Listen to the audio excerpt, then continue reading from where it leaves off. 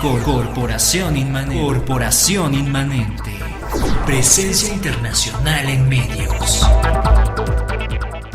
Estamos de regreso en este su programa Saber Sin Fin, en el contexto, en el marco de corporacioninmanente.com.mx, presencia local en medios. Está usted en la sintonía del saber, sabersinfin.com. Recuerde usted nuestra propuesta, La Intensa, Cantares de México y A2 Radio Todos con Terminación.com. Créame que estamos haciendo un trabajo, diría yo, despacio pero efectivo. Va usted a ver que poco a poco nuestra propuesta radiofónica en La Intensa, en Cantares de México y en A2 Radio va cobrando forma. Don David Méndez, responsable de que usted nos tenga muy cercanos a usted, está en los controles. Hoy es viernes de Fernando Acosta. Fernando, muere el cronista deportivo Mago Septién a los 97 años de edad. El locutor y cronista deportivo Pedro Mago Septién murió la noche del pasado miércoles a los 97 años de edad. El periodista estuvo hospitalizado durante un mes debido a una neumonía. Sin embargo, ya le habían dado de alta y se encontraba en su casa. Fue famoso por su vasto conocimiento sobre la gran mayoría de los deportes, en especial el béisbol de las grandes ligas, además de haber sido el primer locutor de la XEQ. Narró más de 6.500 partidos de béisbol y 56 series mundiales. La primera en 1939 entre Yankees de Nueva York y Rojos de Cincinnati, y la última lo hizo como comentarista de Televisa Deportes en la edición del año 2011. Fernando Acosta, esta es una nota que estoy tomando del periódico La Jornada. Le invito a que ingrese usted a La Jornada, la lea usted completa. Aquí no es la intención plantearnos estas notas, pero sí darnos un contexto de lo que estamos hablando. Se muere Pedro el Mago Septién y nace una leyenda, ya lo era de por sí, pero más allá del acontecimiento que da material para los noticieros deportivos, para las frecuencias deportivas o para los programas de chismes y de espectáculos. Nosotros tenemos que verlo desde otra óptica, porque creo yo que Mago Septién es un claro ejemplo de los locutores que eran personas cultas independientemente de la actividad a la que se dedicaban, que se trabajaba verdaderamente la inteligencia lógico-verbal, que esto es algo que hoy día se está perdiendo y que tiene que ver con un referente para los que nos dedicamos a la locución profesional o semiprofesionalmente, ejemplos de vida como el del Mago Septién. En este contexto te pido tu opinión, Fernando Acosta. Bueno, antes que nada sí me acuerdo del Mago Septién porque nosotros éramos muy aficionados al béisbol allá a principios de los años 60. Por cierto, algo que no me creen los jóvenes de esta generación es que hasta 1966 el deporte nacional de México era el béisbol, no el fútbol.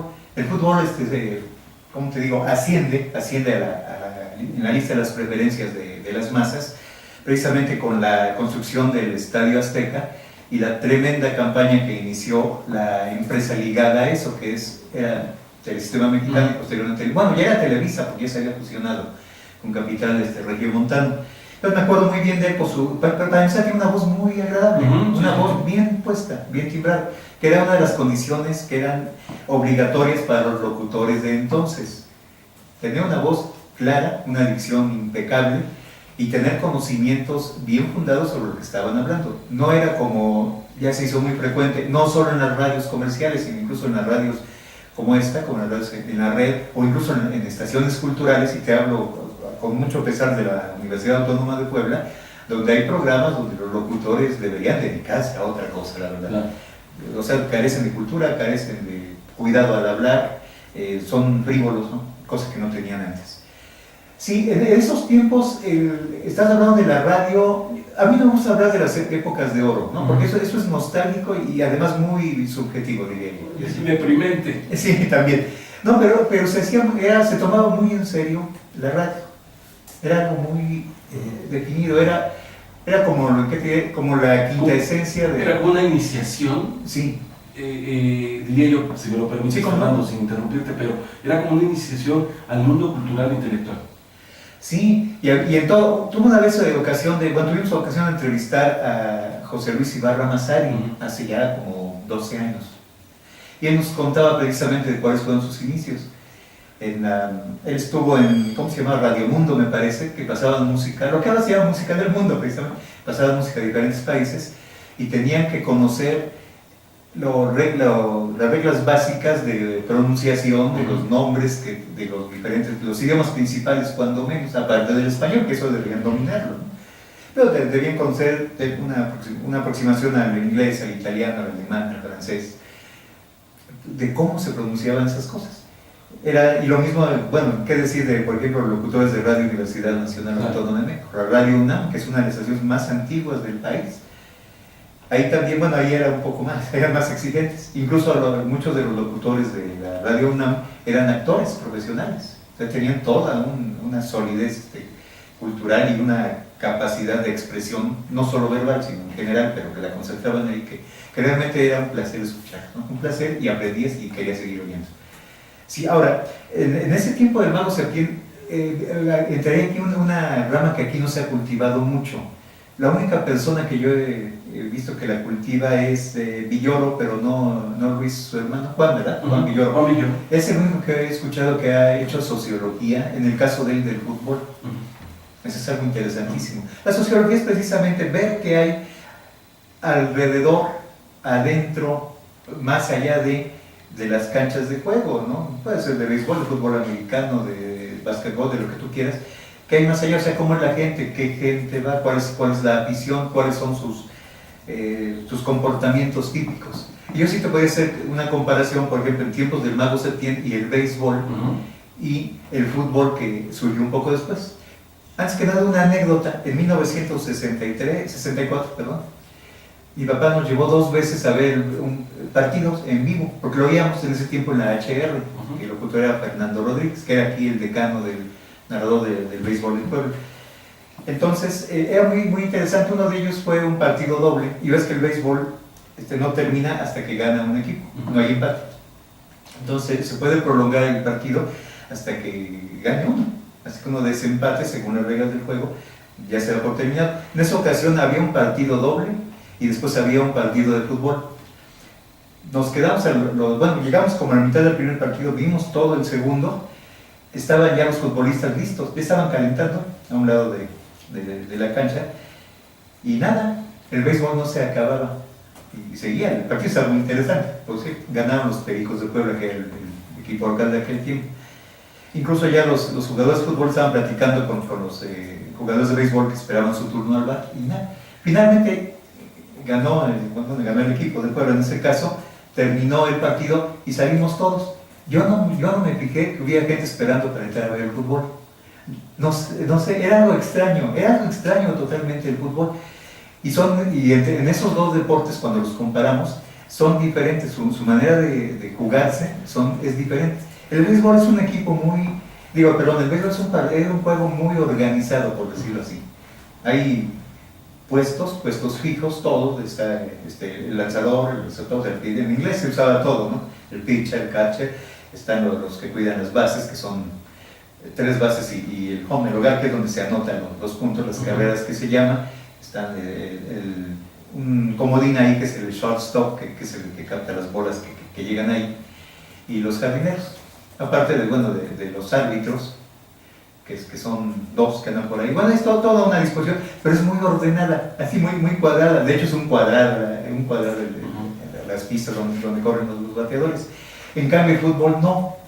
El fútbol es muy parecido a una manada o a una horda que se va tras una presa, en este caso el balón. En el béisbol hay reglas muy estrictas, en el fútbol no. En el béisbol rara vez te pasas a golpear con otro jugador, rara vez. Solamente cuando te vas en una base, puede ser que o bien que un accidente, ¿no? O bien que te toque un pelotazo, que se da el caso también, ¿no? Pero son accidentes. En el fútbol es continuo y natural que se estén agrediendo uno a otro. Y son agresiones fuertes, es igual que en el básquetbol. Son los que me decía uno de mis alumnos, que era muy aficionado al fútbol, que son juegos de contacto. Digo, yo le llamaba de otra cosa, ¿no? Pero él me decía, son juegos de contacto. Estás viendo 2 maneras de ver la convivencia entre las personas. Una que es una forma medida, que puede ser el béisbol puede ser muy agresivo también, pero es una forma medida, mesurada, que calculas tus espacios, por donde te vas a mover. Y por otro lado, el fútbol, ¿no? Con el fútbol, como se dice, te avientas contra el bulto y a lo que venga, ¿no? Cuando se desatan los ánimos, pues son iguales las broncas en los dos tipos de juego. Pero están diciendo otro tipo de locución. Por eso, cuando hay locutores, no solo el Mago Septiembre, todos los profesionales de eso, eran unas personas, como tú lo dices, una fina persona, que sabía hablar, tratar, darle a la gente su nivel, su lugar. En cambio, en el fútbol no. Fernando Acosta, yo considero que actualmente la locución, en términos generales, porque por supuesto hay ejercicios muy responsables, muy profesionales, muy dignos, diría yo, pero en términos generales, con el surgimiento de Internet, de los medios alternativos, como una fuerte influencia, más la banalización de los propios medios ya habituales, ya conocidos, ya posicionados, yo creo que uno de los principales problemas es que se sufre una fuerte desnutrición mental. O sea, no hay de dónde echar mano, no hay vitamina de dónde, a cuál recurrir como una fuente de inspiración para lo que se comparte a través de los micrófonos. No sé cuál sea tu opinión al respecto. Bueno, eso es endémico. Mira, te diré, en los años 60 había varias formas, casi eran insultos muy despectivas de referirse a ciertas profesiones para de alguna manera reconvenir a alguien, darle un pequeño jalón de orejas, ¿no? Por ejemplo, una era, pareces locutor, porque ya desde entonces había locutores así como lo estás describiendo, es decir, gente ignorante, gente vociferante y gente que no se mide, ¿no? Simplemente no se mide, irresponsable sería la palabra, ¿no? Ahora, aquí, esto que era un grupo, un subconjunto de todos los locutores bien definido, después se volvió la moda, después se volvió la mayoría y en algunos casos hasta el modelo obligado de comportarse. Siempre ha habido de todo, pero en esta época, y eso empezó más o menos por los años 80, fue evolucionando en los años 80, será esto, pero esto corresponde a una evolución, algunos dirían a una involución de la misma sociedad. Se empieza a perder la medida, lo que se llamaba antiguamente, aunque de una manera un tanto confusa, el civismo, el cómo comportarte en una ciudad, eso quiere decir civismo finalmente, ¿no? Y eso se refleja en los medios, definitivamente. Y ahora por eso, desde los 80 para acá, estamos viendo efectivamente eso. Y se ve en cualquier cosa, o sea, la gente ha dejado de ser comedida con la otra gente. ¿Sí? Antiguamente, por ejemplo, te estoy hablando todavía de los 70, era difícil que algún vecino por sus pistolas, porque se le antojó, te mantuviera despierto toda la noche poniendo a todo volumen su música, fuera grabada o en vivo. Era muy raro, era extraordinariamente raro. En los 80 ya era una costumbre y ahora para ellos eso es la regla, y no solo eso, sino que la policía ya no actúa sobre ellos. Es más, la policía convive con ellos. Acabo de tener hace 3 semanas en mi colonia un caso así. Vamos a ir a una pausa. Si usted nos está siguiendo en vivo, aquí nos despedimos de usted. Muchas gracias.